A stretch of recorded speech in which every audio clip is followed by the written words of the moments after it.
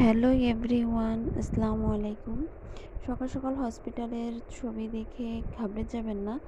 আজ আমার শাশুড়ি আম্মার একটু ডক্টর দেখানোর জন্য আমরা হাসপাতালে গিয়েছি। তো সকাল সকাল বাড়ি থেকে রান্নাবান্না সব কিছু শেষ করলাম, যে বাসায় আসতে আসতে দেরি হয়ে যাবে, তারপর রান্না করতেও দেরি হবে।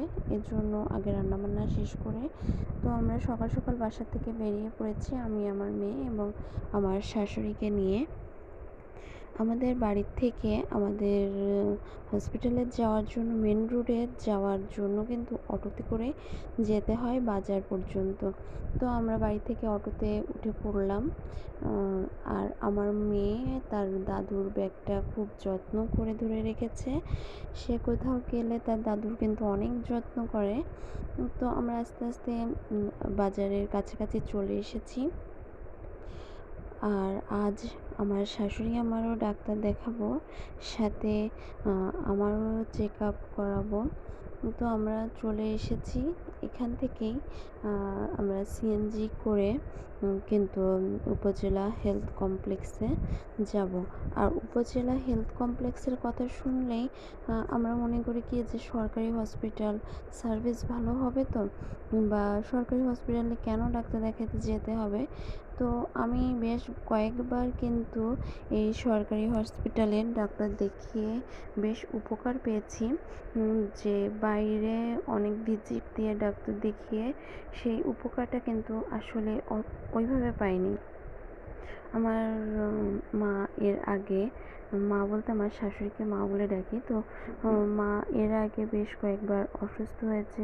তো বাইরের ডক্টর দেখিয়ে সেইভাবে কিন্তু ভালো সার্ভিসটা আমি পাইনি। তো এখানে ডক্টর দেখিয়ে যে সুন্দর ওষুধ দেওয়ার পরে যে তাড়াতাড়ি সে সুস্থ হয়ে গিয়েছে, এই কারণেই কিন্তু সরকারি হসপিটালে যাওয়া হয়।